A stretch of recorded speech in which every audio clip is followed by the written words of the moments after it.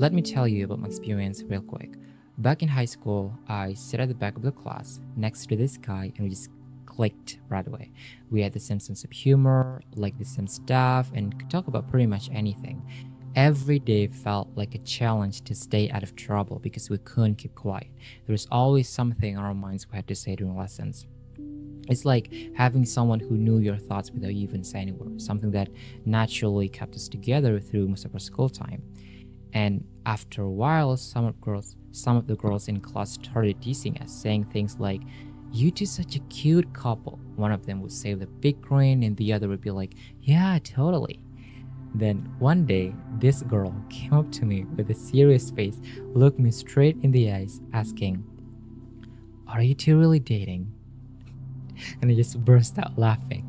Honestly, I didn't mind the assumptions or teasing people threw around, not because they're true or anything, but because I saw them differently. To me, they were like a reflection of how close we were, and it kind of opened my eyes how strong our bond must have looked from the outside. You don't see it every day, two guys being so open and caring and comfortable with each other, so maybe that's why they assumed there had to be something romantic going on.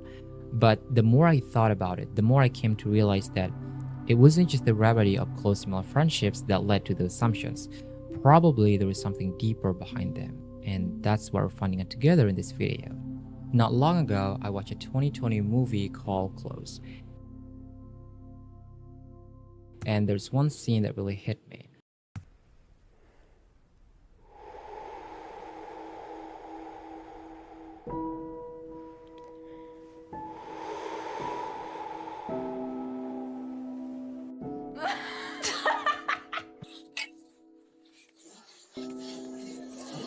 Est-ce que je peux poser une question? Est-ce que vous êtes ensemble? Non. Non, ben c'est juste que ça m'intéressait parce que vous aviez l'air grave proche pour devenir amis, du coup, ben voilà. Mais c'est pas méchant, bah non. I had no idea at the time that this was something other people experience too.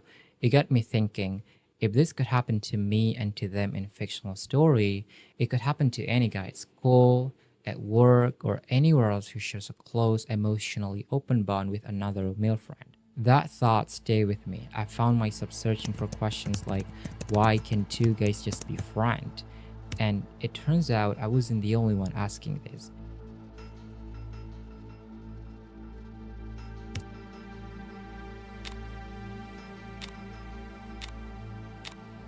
As I kept looking into it, I came across stories from other guys that had also been subject to these assumptions.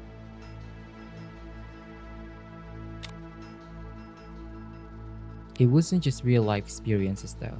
I also started noticing how some audiences perceive closeness between two male characters in movies or shows the same way. And even celebrities are not exempt from this.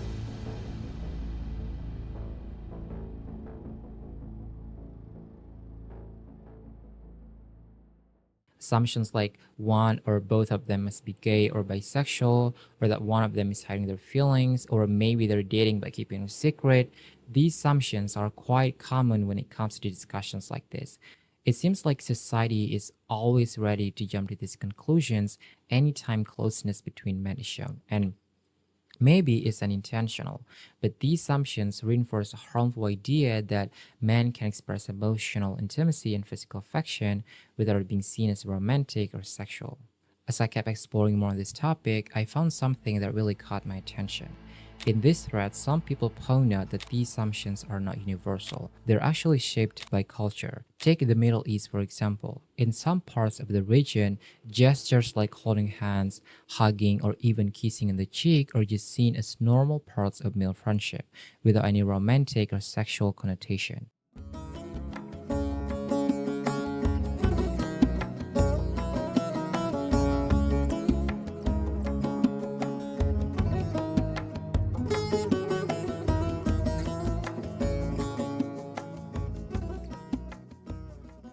Samir Khalaf, a sociology professor at the American University of Beirut in Lebanon, explains that holding hands between men is the warmest expression of affection.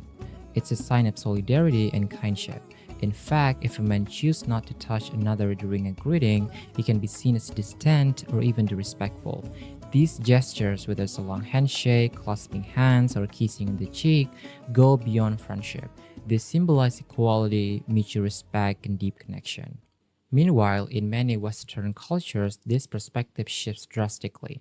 Gestures like holding hands between men often grab attention or lead to assumptions, showing how differently male affection is perceived across cultures.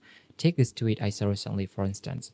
A guy posted a photo of two men holding hands while walking in Soho NYC and assumed they were a gay couple. He shared how the moment made him smile because it's not something you see often, and admire their confidence in showing affection publicly, especially since many gay couples don't feel comfortable doing that. It's a heartwarming reaction, but it also highlights how ingrained these assumptions are in American culture. And this brings us to the double standard.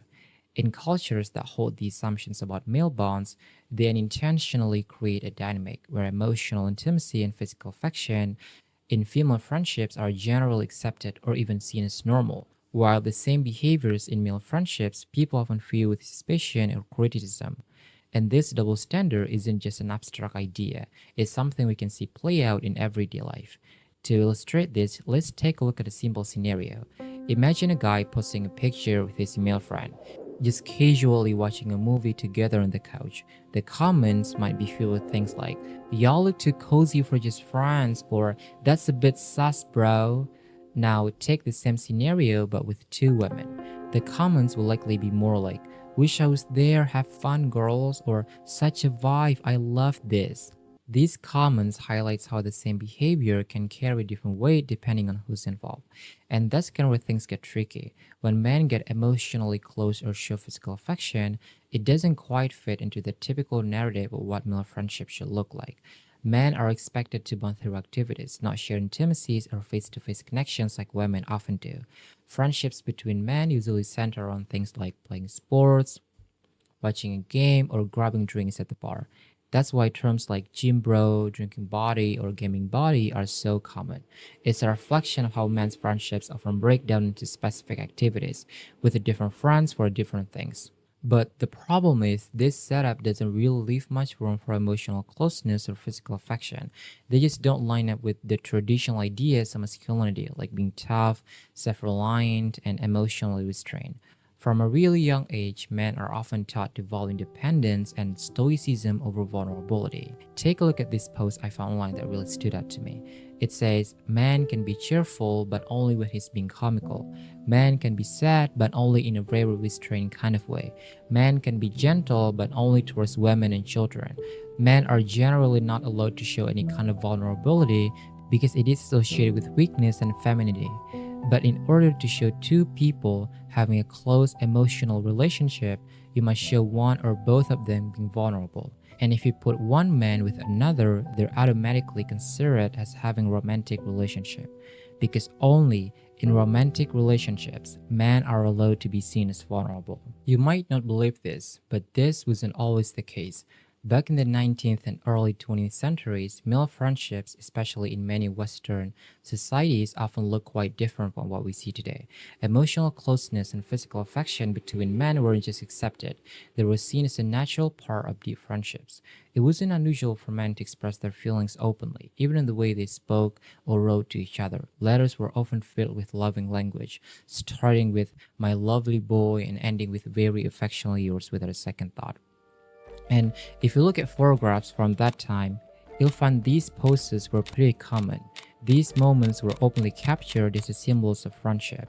But things started to change in the late 19th century when psychologists began studying and defining homosexuality.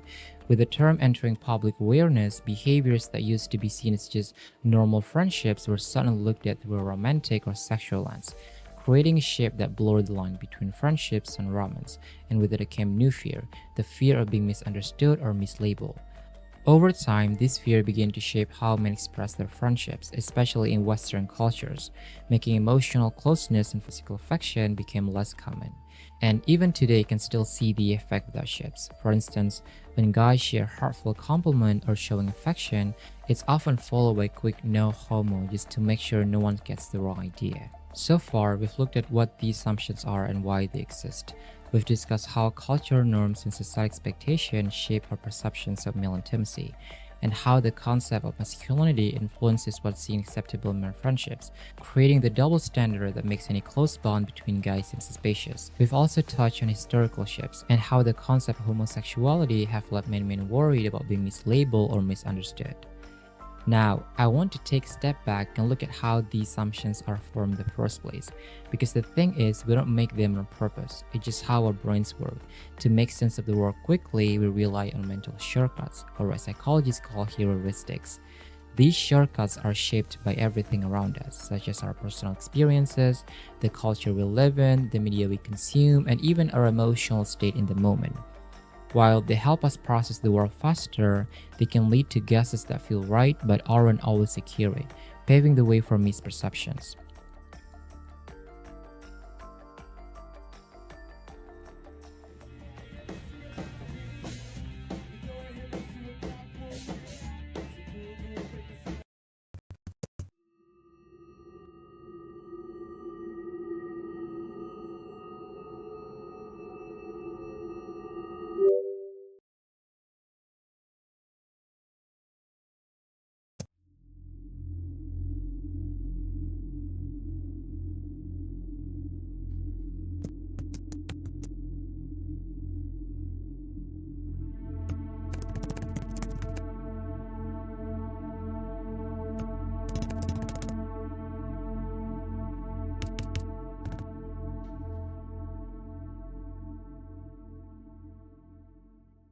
Take the tweet we mentioned earlier as an example.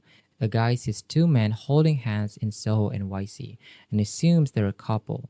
NYC is known for its visible LGBTQ plus community, and seeing two men holding hands in that kind of setting makes it easy for his mind to fill in the blanks. The location, the gestures, the presence of the community all line up in a way that naturally leads to the assumption that these men are a couple. He's not pausing to think through every detail, it's just a quick reaction based on what feels familiar.